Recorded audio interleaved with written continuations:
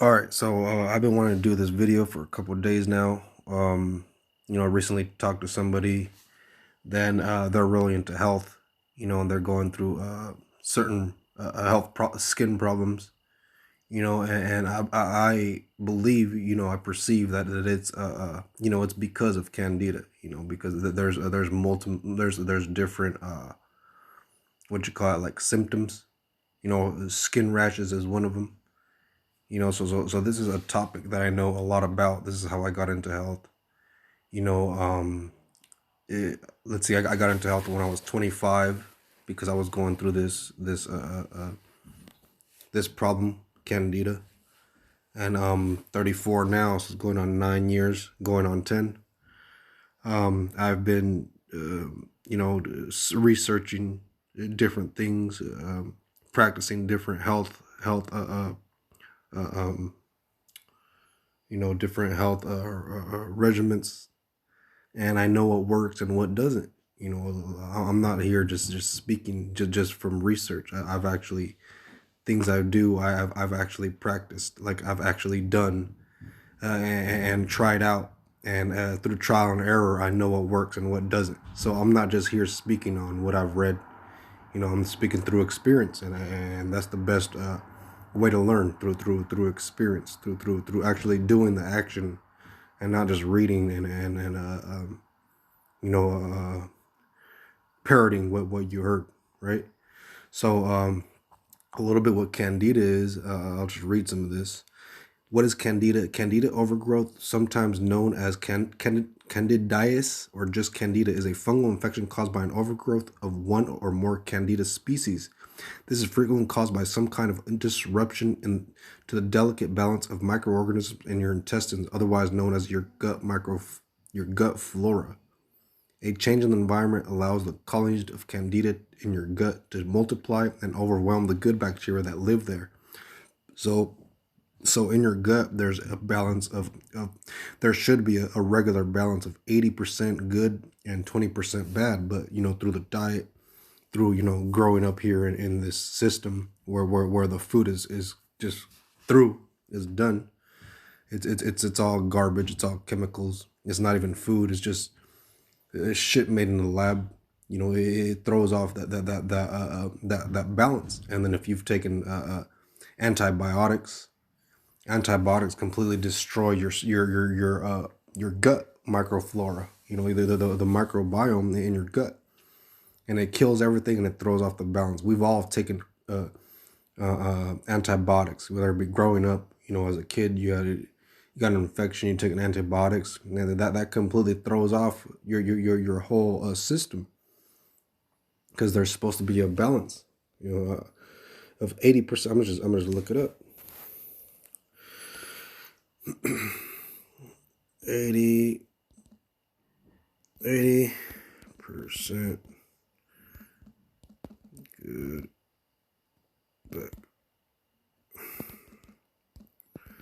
bacteria.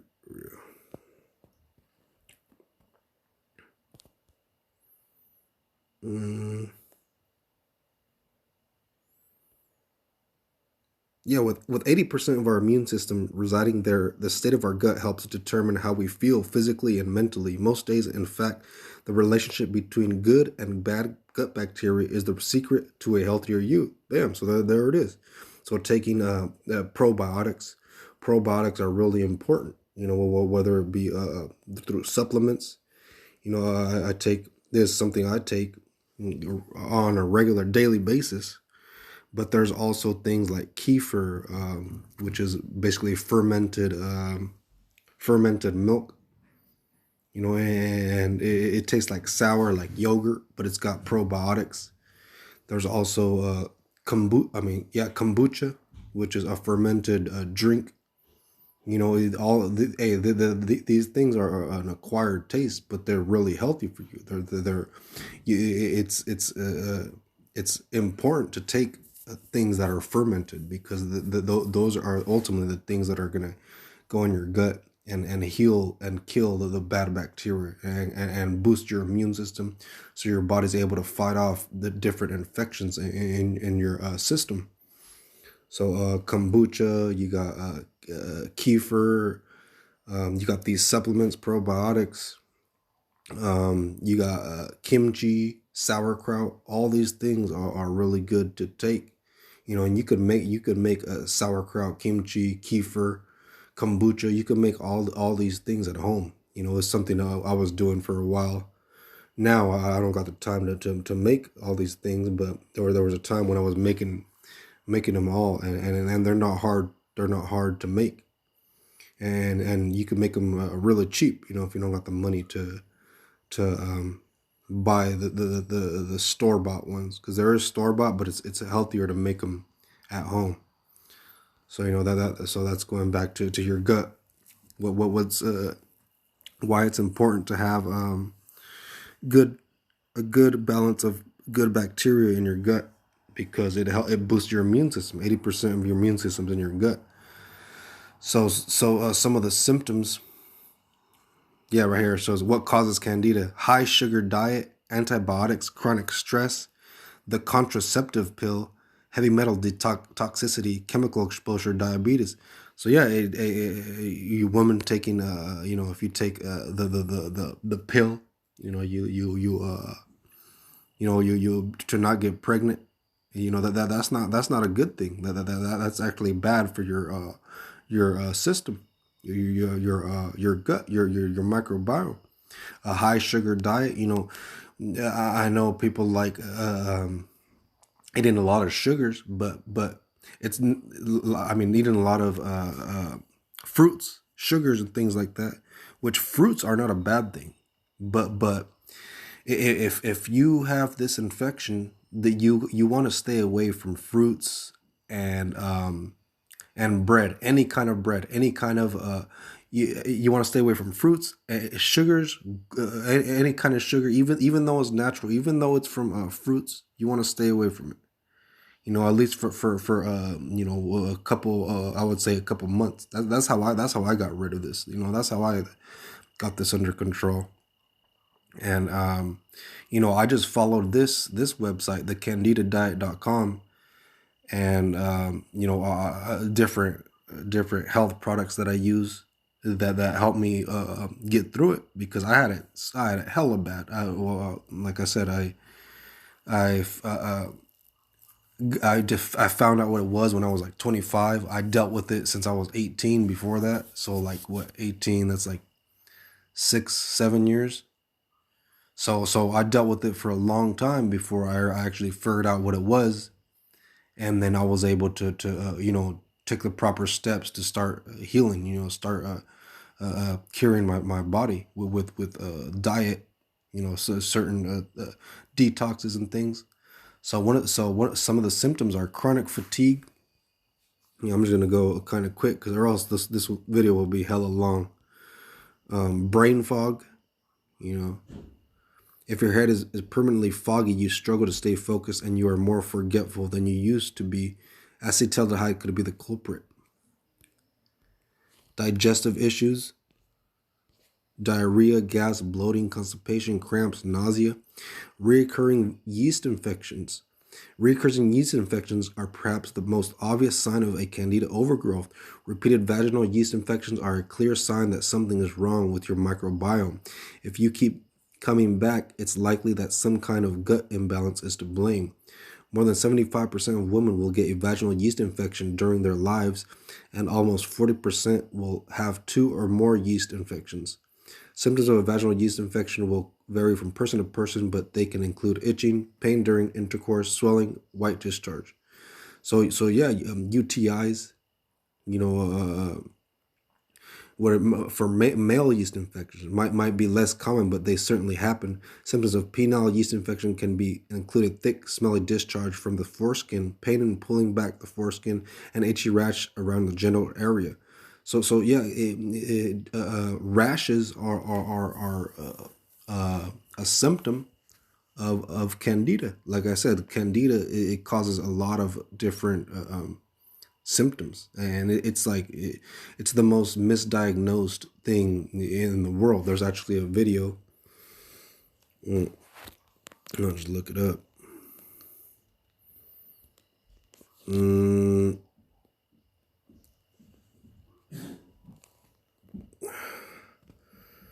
Uh, what is it?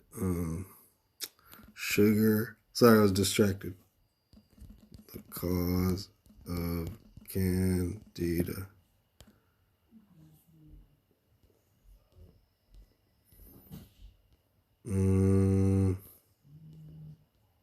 Hold up. I'll be right back. Yeah, I couldn't find it. I guess YouTube took it down, but it was like a 30-minute video, which it was called Sugar the Cause of Candida and then Candida the Cause of Cancer. Man, it was a really good video. It was like 30 minutes long, but it showed like how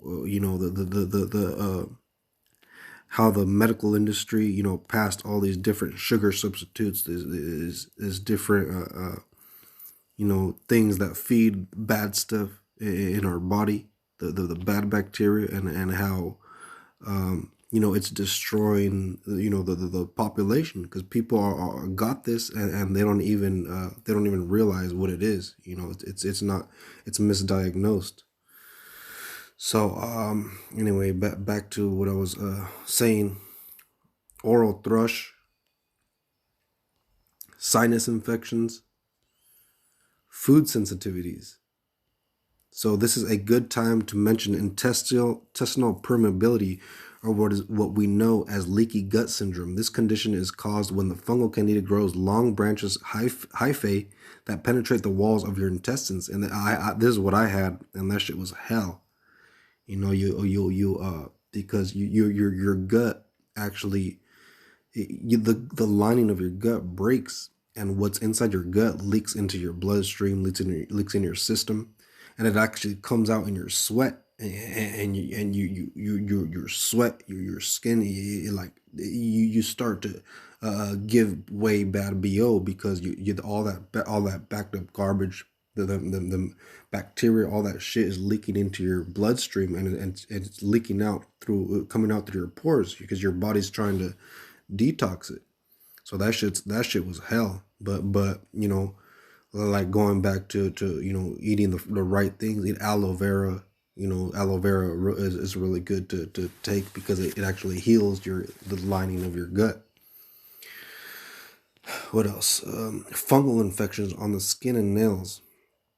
Yeah, right, fungal infections, yeah, on the skin. Just as there are microorganisms inside your gut, there are bacteria on your skin that protect you and prevent pathogens like Candida albicans from spreading in an uncontrolled way.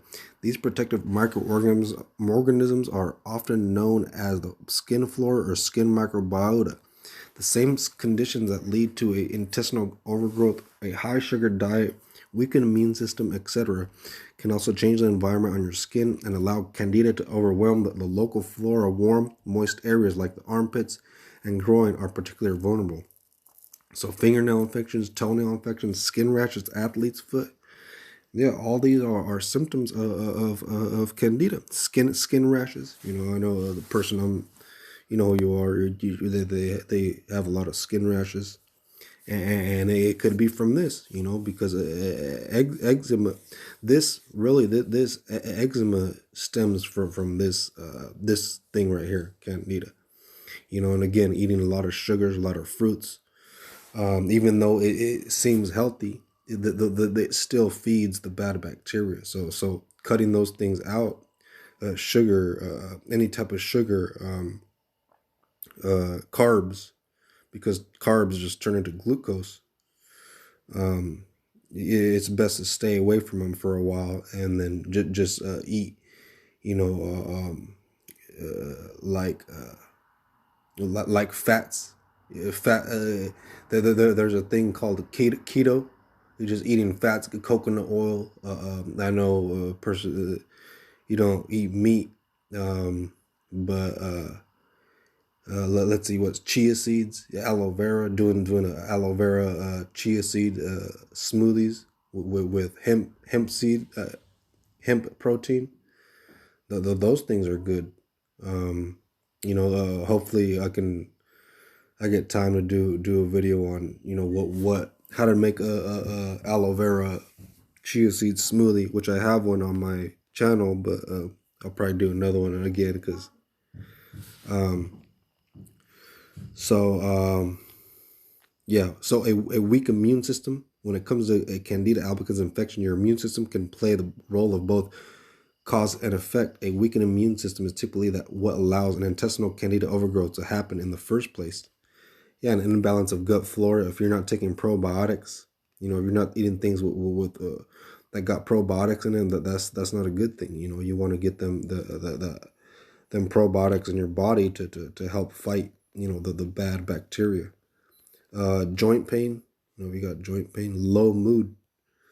So if you feel you get depressed easy, so far we've discussed a wide range of symptoms that include tiredness, joint pain, brain fog, and more.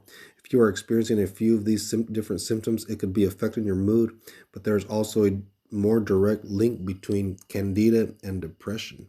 Yeah, so being depressed, not wanting to do anything, you just want to lay in bed all day.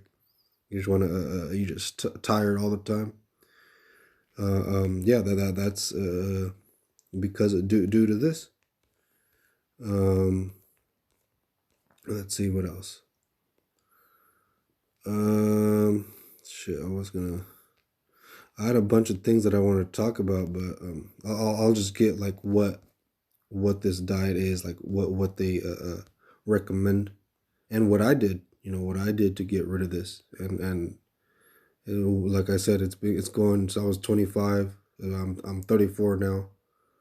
So I'm going on 9 years. I've been eating somewhat around, centered around this diet. Sometimes I'll eat garbage. Of course, you're not just gonna be levitating all the time. But so let's see the diet. Foods? We'll go to foods to avoid. Foods that are high in sugar, foods that contain gluten, foods that promote gut inflammation. Show sugars and sugar substitute: agave, aspartame, cane sugar, corn syrup, honey, maple syrup, molasses, sugar. Yeah, agave. Hey, it's good. People like that agave, that honey, because it's like, okay, these are natural, but really that still feeds the bad bacteria, right? Glutinous grains, barley, rice, spelt, wheat. Yeah, I heard spelt. You're talking about spelt the other day, but still that still it still got gluten in it. High sugar fruits, banana, dates, fruit juices, grapes, mango, raisins, processed meats, and toxic fish. Stay away. Just stay away from those things. Some dairy products: cheese, milk, cream, moldy nuts, condiments, barbecue sauce, horseradish, ketchup, mayonnaise, refined processed fats and oils, canola, fake butter, spreads, margarine, soybean oil, sunflower, alcoholic or sugary drinks, which that's my kryptonite right there. the the liquors, the liquors. But yeah, just stay away from those things. As best as you can, and then see how you feel. Um, let's see, foods to eat. Yeah, I got this little window playing. Can't hear it because I got the headset in, but it's just Native American flute music meditation. I'm just listening to it while yeah. Let's see. Let's see. Was looking good? Oh, okay. What to eat: low sugar, gluten free, anti inflammatory. So foods to eat: non-starchy vegetables, artichoke, asparagus, broccoli, Brussels sprouts, cabbage, cauliflower, celery, cucumber, eggplant, garlic, kale, onions, rutabaga, spinach, tomatoes, zucchini, avocado, lemon, lime, olives. Yeah, just all this stuff. Is good to eat. You could eat. Make eat a lot of what you call it, salads. Make soup. Make vegetable soup. That's really good to take. Um, no sugar sweeteners, xylitol. That is a really good one. I actually have a video on my channel explaining why it's so good. That's really the one of the main ones I use, xylitol. It sounds like made in a laboratory, but it's actually from the birch tree plant, which I'm gonna look it up. I mean, yeah, the birch tree. Xylitol from Pheum from birch. Yeah, xylitol from a birch tree.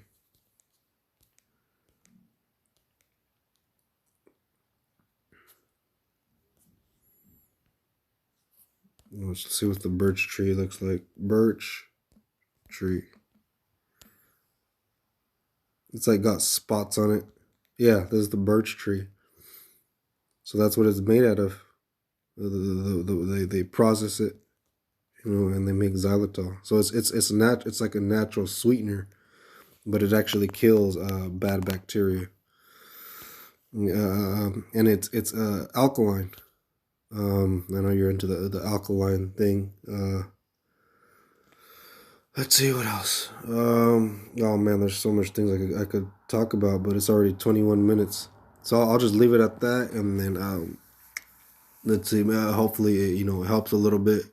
Explaining um things to stay away from, things to eat, and see if it helps. And then maybe I'll do a video on probably tomorrow making aloe vera chia seed smoothies.